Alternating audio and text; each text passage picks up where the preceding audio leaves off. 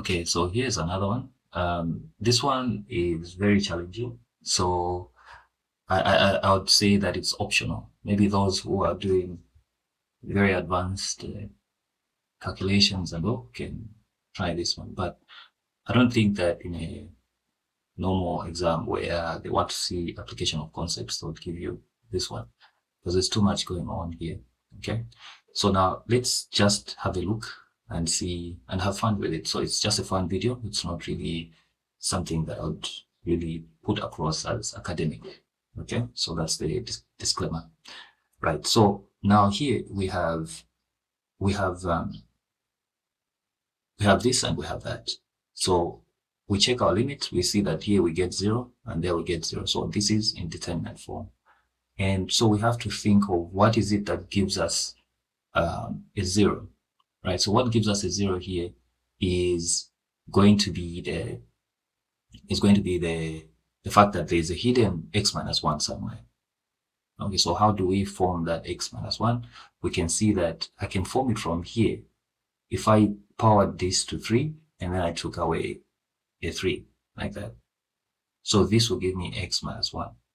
And in a similar fashion, if I did the same for the second one, okay, if I did the same for the second one, and powered it to 4, and then I took away that one, then I'll get this one. So I know the relationship that an identity that's like this or one that's like that can actually eventually give me these ones. But I can't come and do it that way here because then I would have changed the integrity of this whole equation.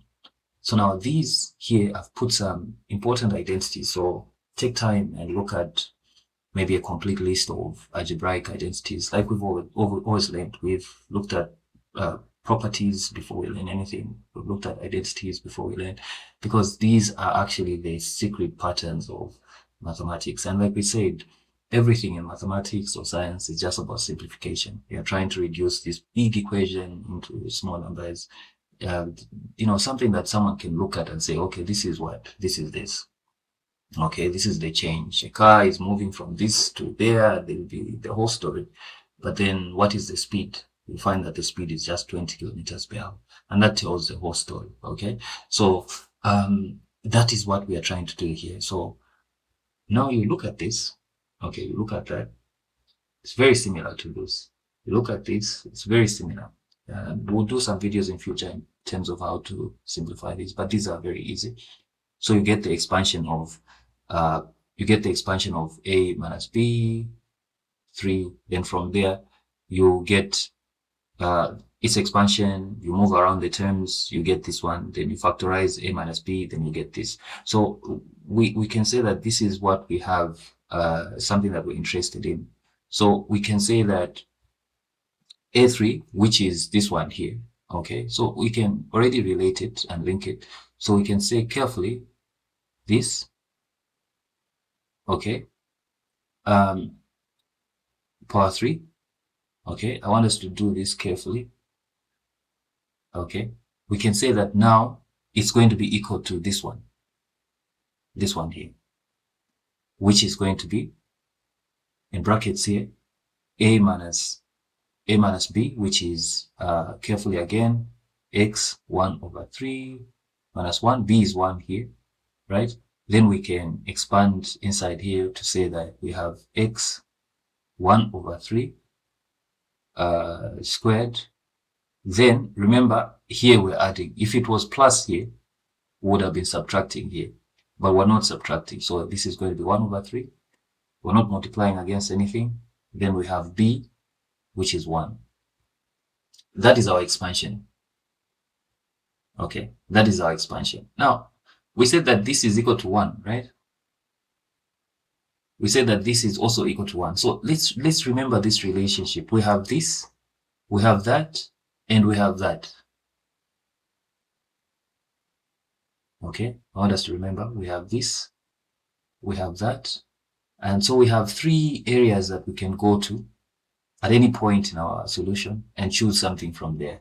So we can either choose this, we can choose that, because the relationship is the same. Okay, so I want us to be careful here. The first step is that we're trying to create x minus 1 on top here. Okay, we're trying to create x minus 1 here. So let's go and create it. So now we are saying that this whole setup here can be equal to that. But I already have this here. So what can I do? I can just multiply it with this one. But I can't just wake up and multiply it with this. I need to make sure that I multiply this on both sides. So that'll be our first step. So we'll say x 1 over 3 minus 1. Okay. And then here we'll have 1 like that, minus 1. Sorry. Here we have this plus x 1 over 3 plus 1 like that. Then we're going to divide x 1 over 4 minus 1. Then here we're going to multiply. It's like what we did when we're doing conjugates. Okay. Then we have that 1 over 3 plus 1. So we've multiplied both on top and at the bottom with the same expression. Now, we don't have to expand this one here because we know for sure that this is the same as this, which is the same as that. So already we can get that and say this is x minus 1. Okay, so we've done this expansion here. That one went there, and then this remains and that remains. Then we have this one. Now, in a similar fashion, how can we create x minus 1 from the expansion of F4, 1, 4? Okay, so we can create something of a similar nature here. So let's do it. We'll remove it. So we can say that x 1 over 4 like that, minus 1, 4. Okay. We say that this can give us x minus 1. Okay. We say that this can give us x minus 1. And we also say that from here, if we looked at it from this perspective, it's the same as let's write it from here. It's the same as here we can have x, because we're expanding this one, remember this one here. So we can say x 1 over 4 like that. You can see that this is just subtracting. I want to put this one first. And then the same one, we can get it and say 1 over 4 plus 1. Okay. And then we can now do the square. The square is going to be x 1 over 4 square plus b squared, which is 1. Okay. So we have that relationship now. We have this one here. Okay. We have this one here. Right? It's giving us this one. And then we can also say that this one is giving us this one.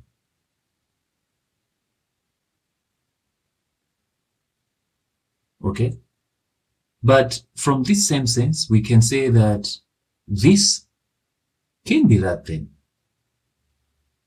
Can be x minus 1. So if you looked at what we had here, okay, if you looked at what we had here, we already have this. We already have this one here. So there is no need for us to complicate it by beginning from anywhere else, apart from saying that we have this, and if we got this from somewhere and came and put it here, we'll actually form x minus 1 here.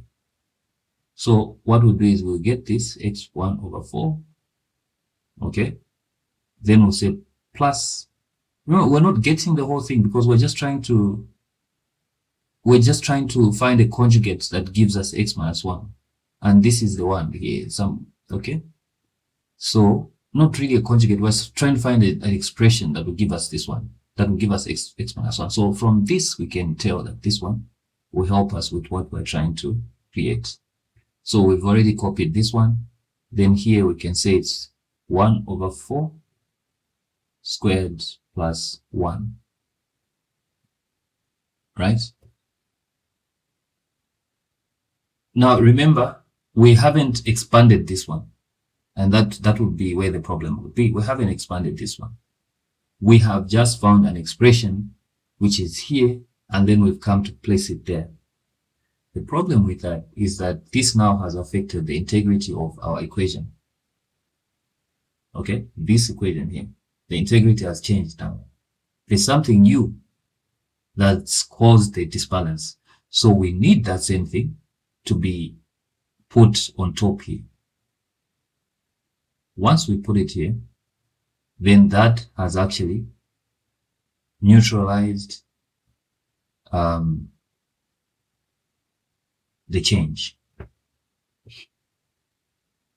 Okay, this change now has been neutralized, and that was the purpose of these expansions here. Okay, that's the purpose of these expansions. Now that we've got this, we can go on and expand. So here we're going to have x minus 1, like that. Then here we're going to have x 1 over 4 plus 1. Then here we're going to have x 1 over 2, because this one will be over 2 and plus 1, like that. Then we're going to now look back at what we had created here that was giving us this. So we say that this whole expression here gives us x minus 1. So we can say x 2 over 3 plus x 1 over 3, like that, plus 1, plus 1. Okay, then we have x minus 1 from this expansion here, because we said that if we looked at it from this perspective, now we have something that looks like this, that gives us x minus 1. Now we can take away the x minus 1, which was causing us trouble, and then we can now remain with x 1 over 4 plus 1. Then we have x half plus 1. Then we're going to divide with x 2 over 3 plus x 1 over 3 plus 1. Okay, now we said that we are approaching 1. So we've done the work. There's no negative anywhere. So our x minus 1 is gone. So now we're free to put our approach. So we're going to have 1 plus 1, because 1 to any power is 1. Then here we're going to have 1 plus 1. 1 to any power is 1. Okay, then we will look at this. 1 to any power again is 1. 1 plus, there we'll have 1. Then here we'll have 1. So we'll see that this is 2 times 2, and then that is 3. So we'll have 4 over 3. Therefore, the limit of this one is going to be that one. So like I said, this is not something that you want to think about. I think it's a little bit too complicated for normal testing. So I would maybe say that it's something that you can do for fun and learn from it. It's not something that I'm saying that you should really know, but I think it's something very exciting to go through. All the best as you go through. Please share, and also remember to subscribe to the channel. All the best.